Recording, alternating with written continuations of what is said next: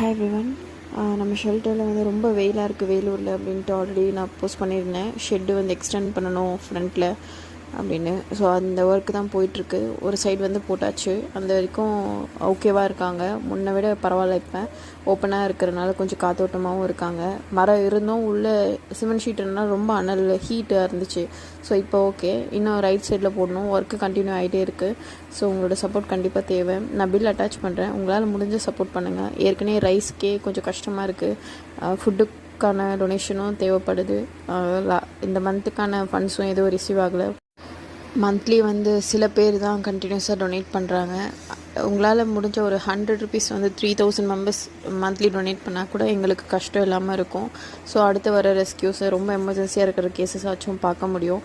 இப்போ அது கூட பார்க்க முடியாத அளவுக்கு ரொம்ப ஃபினான்ஷியலாக டவுனாக இருக்குது. ஸோ உங்களால் முடிஞ்ச சப்போர்ட் பண்ணுங்கள். தேங்க்யூ.